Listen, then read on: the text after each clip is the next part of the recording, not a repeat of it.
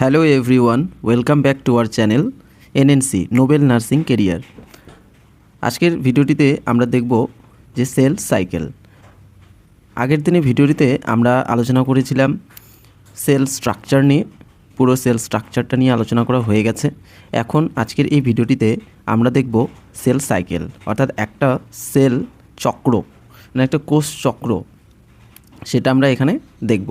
দেখো, প্রথমেই জেনে নিই যে সেল সাইকেল বলতে কী বুঝছি। Cell cycle and cell division. তো সেল সাইকেল কি? সেল সাইকেলে কি হবে? মূলত সেখানে ডিএনএ রেপ্লিকেশন হবে, সেল রেপ্লিকেশন হবে।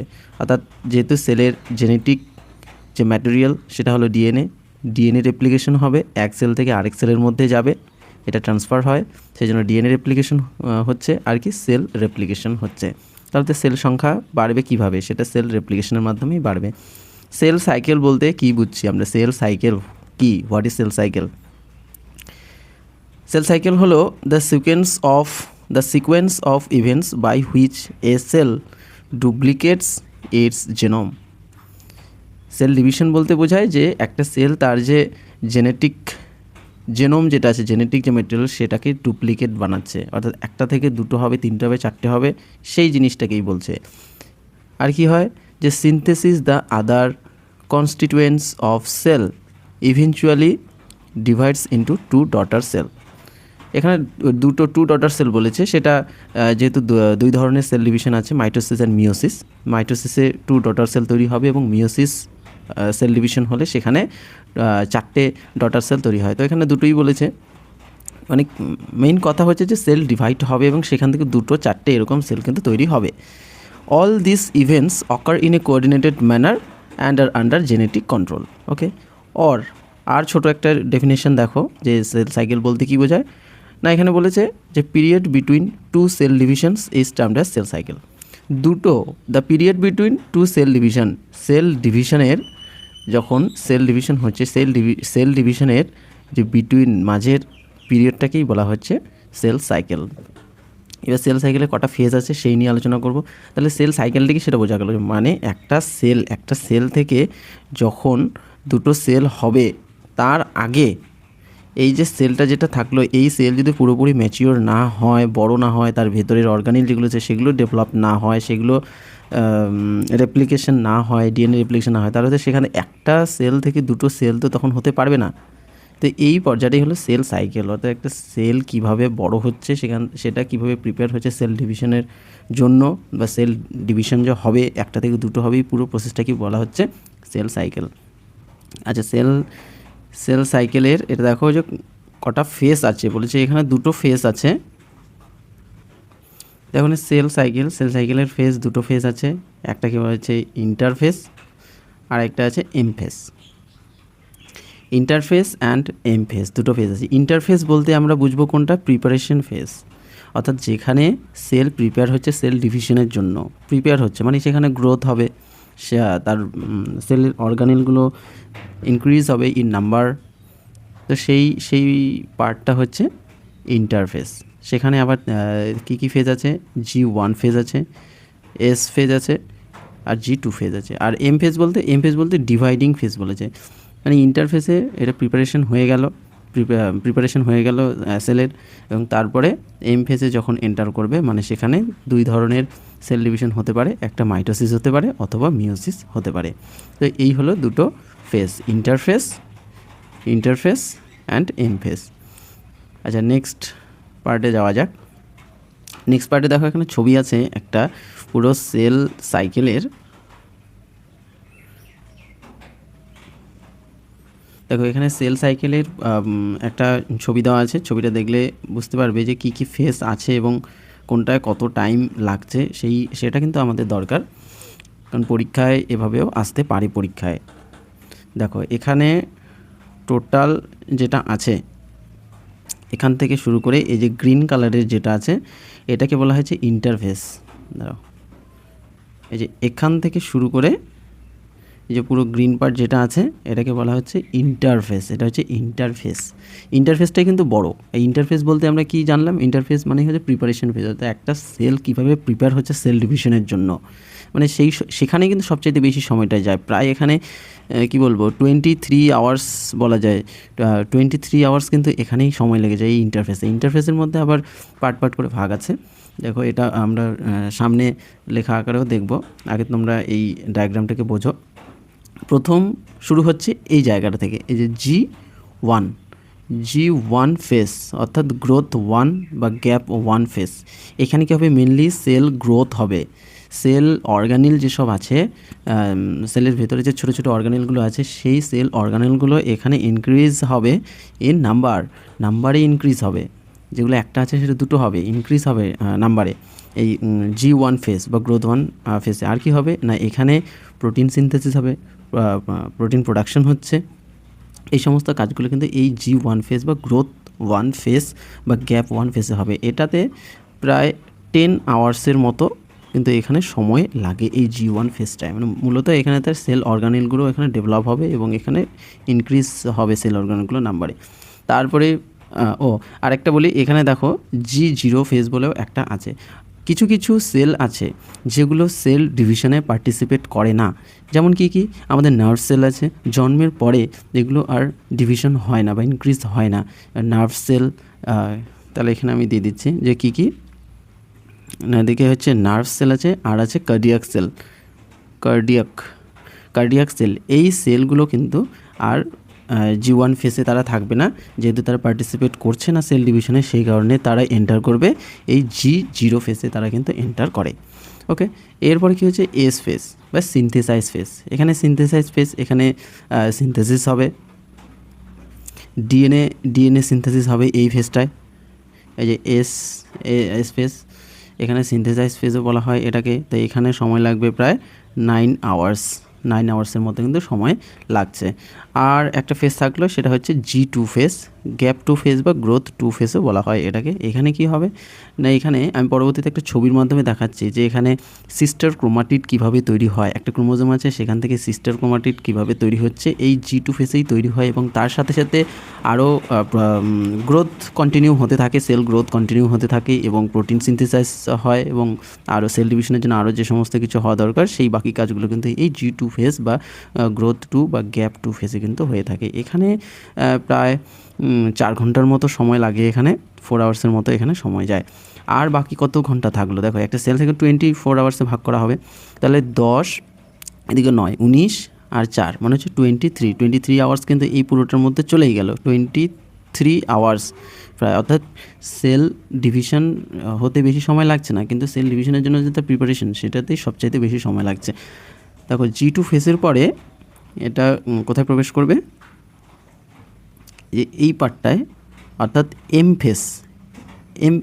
এম ফেসের মধ্যে কিন্তু এটা ঢুকে যাবে। G2 এর পরে এটা ঢুকবে এম ফেসের মধ্যে। এম ফেস বলতে এখানে দুটো বুঝবো আমরা, একটা মাইটোসিস বলবো এবং মিওসিস বলবো, এই দুটো বুঝবো যে দুই ধরনের সেল ডিভিশন কিন্তু আছে। তো এখানে যখন ঢুকবে, এখানে মূলত 1 আওয়ারের মধ্যেই কিন্তু সেল ডিভিশনটা হয়ে যায়, কমপ্লিট হয়ে যায়। এখানে কি আছে, এখানে আছে prophase, metaphase, anaphase, telophase and cytokinesis. এই এম ফেস অর্থাৎ সেল ডিভিশন পার্টটা আমরা নেক্সট ভিডিওতে আলোচনা করব, নাহলে এই ভিডিওটা অনেক বড় হয়ে যাবে। এখন তোমাদেরকে আমি দেখাবো যে এই G1 ফেস, এস ফেস এবং G2 ফেস আর G0 ফেস পুরোটাকে লেখা আকারে আমি তোমাদেরকে দেখাচ্ছি, তাহলে আরও ভালোভাবে ক্লিয়ার হবে। তোমরা এখানে মূলত শুধু এটাই বুঝে রাখো যে এই পুরো গ্রিন কালার যেটা আছে সেটা হচ্ছে তোমার ইন্টারফেস, আর বাকি এখানে যে কালারটা আছে এটা হলো এম ফেস। তো ইন্টারফেসের মধ্যে কি হয় না, এখানে সেল গ্রোথ হতে থাকে, সিনথেসিস হয়, ডিএনএ সিনথেসিস হয়, আরও গ্রোথ হতে থাকে, এভাবে হয়। আর যেগুলো সেল ডিভিশন করবে না, যেমন nerve cell and cardiac cell, সেগুলো এই রেস্টিং ফেসের মধ্যে চলে আসে, যেটাকে G0 ফেস বলা হচ্ছে। আচ্ছা, নেক্সট পার্ট দেখো, এই যে এখানে আছে ইন্টারফেস। ইন্টারফেস বলতে কোন বিষয়টাকে বলছে না, series of changes that take place on newly form cell and its nucleus before it becomes capable of division again.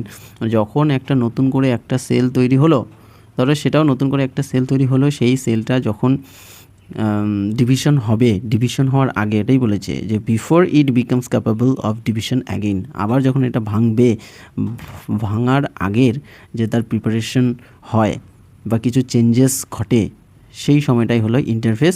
In this phase the cell is metabolically quite active থাকে। এখানে metabolically active হবে, কারণ যেহেতু cell growth হতে থাকবে, তার sell অর্গানেলগুলো সংখ্যায় বাড়তে থাকবে, তাই এখানে কিন্তু মেটাবলিক সিস্টেমটা অনেক ফাস্ট থাকবে, এখানে কোয়াইট অ্যাক্টিভ থাকবে। এটা হলো ইন্টারফেস। তারপরে যে ফেজগুলো আছে G1 এবং G2 ফেজ, সেটা তোমাদেরকে দেখাচ্ছি। আচ্ছা, প্রথমে G1 ফেজটাই বলছি। G1 ফেজ বা গ্যাপ 1 বা গ্রোথ 1 ফেজ, যেটাকে সময় লাগছে কত, 10 আওয়ার্স সময় লাগছে। এখানে কি হয় না, cell metabolically active and growth continuously, এবং কন্টিনিউয়াসলি গ্রোথ হতে থাকবে। এখানে কি প্রোটিন সিনথেসিস হয়, আর most of the cell organelle increases in number, অর্থাৎ সেল অর্গানিকগুলো এখানে নাম্বারে কিন্তু ইনক্রিজ হতে থাকে। 2 নম্বর এস ফেজ আছে, এস ফেজকে সিনথেসিস ফেজও বলা হয়, যেখানে সময় লাগছে কত, 9 আওয়ার্স সময় লাগছে। এখানে কি কি হবে, ডিএনএ সিনথেসিস হবে। DNA becomes double in number. DNA যেটা জেনেটিক ম্যাটেরিয়াল বলা হচ্ছে একটা সেলের, একটা সেল সেখান থেকে যে নেক্সট সেলটা তৈরি হবে সেটা কিভাবে সিমিলার হবে, সেটা কিন্তু এই ডিএনএর জন্যই সিমিলার হবে। আর এই ডিএনএ যদি ডাবল না হয় তাহলে তো সেটা সেল ডিভিশন হবেই না। সেই কারণে এখানে ডিএনএ সিনথেসিস হচ্ছে এবং ডিএনএ বিকামস ডাবল হচ্ছে ইন নাম্বার। আর কি আছে, ফর্মেশন অফ সিস্টার ক্রোমাটিড আর সেন্ট্রোজোম রেপ্লিকেশন হচ্ছে। এই যে কীভাবে তৈরি হচ্ছে, যে সিঙ্গেল ক্রোমোজোম থেকে কীভাবে সিস্টার ক্রোমাটিড তৈরি হচ্ছে সেটা দেখো এখানে ডায়াগ্রামে। যে এইটা হচ্ছে সিঙ্গেল ক্রোমোজোম, এই সেন্ট্রোমিয়ার অ্যাটাচ হয়ে থাকে, এবং এটা হলো সিঙ্গেল ক্রোমোজোম। এই সিঙ্গেল ক্রোমোজোম থেকে এই এস ফেজের মধ্যে তৈরি হবে না এখানে সিস্টার ক্রোমাটিড। এই দেখো এখানে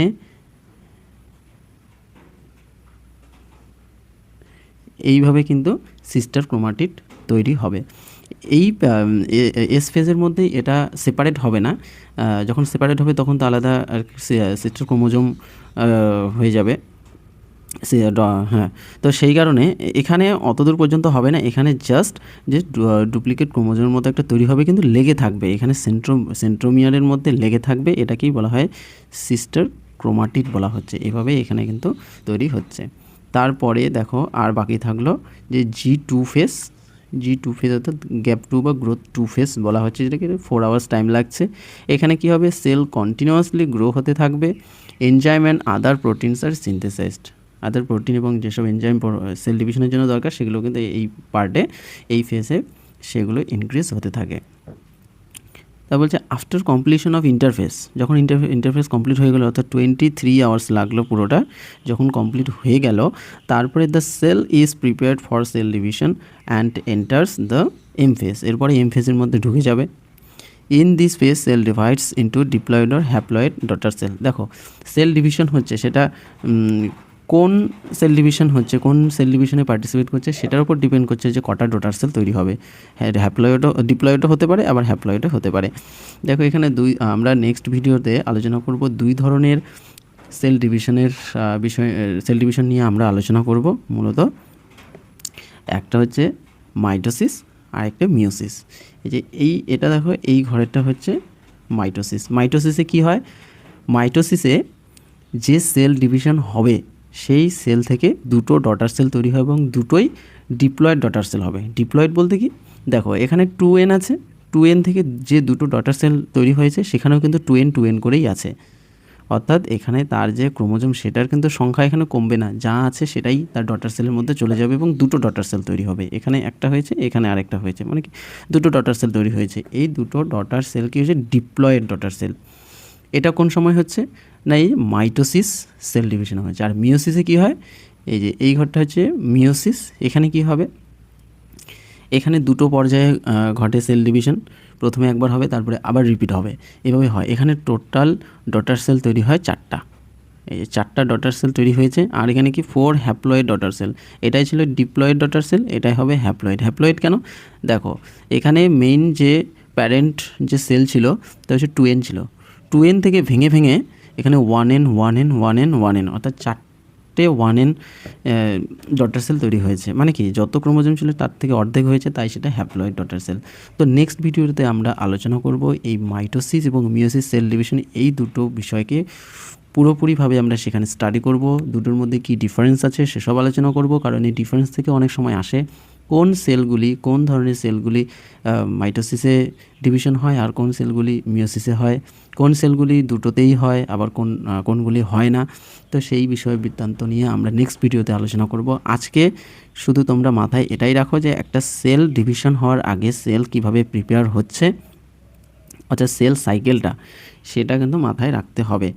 কারণ এখান থেকে সরাসরি প্রশ্ন আসতেও পারে, আবার সরাসরি প্রশ্ন নাও আসলে যেভাবে প্রশ্ন আসে পরীক্ষায় সেগুলো অ্যাটেন্ড করতে অনেকটাই ইজি মনে হবে যদি এই সেল সাইকেলটা তোমরা মাথায় রাখো খুব ভালোভাবে। তাই কিছুটা সময় দিয়ে এটাকে পুরোটা দেখো, খুব সহজভাবে বলেছি, খুব সংক্ষেপেই বলেছি। এই ছবি দেখেও যদি বুঝতে না পারো তাহলে এখানে যেগুলো লেখা আছে এই লেখাগুলো তোমরা নিয়ে নিতে পারো, বা তোমাদের যদি এটার পিডিএফ দরকার হয় তোমরা গ্রুপে জানাও বা কমেন্টে লিখে জানাও, আমি তোমাদেরকে এই পিডিএফ আকারে শেয়ার করব। ঠিক আছে, আজকের মতো এখানেই, নেক্সট ভিডিওতে দেখা হবে।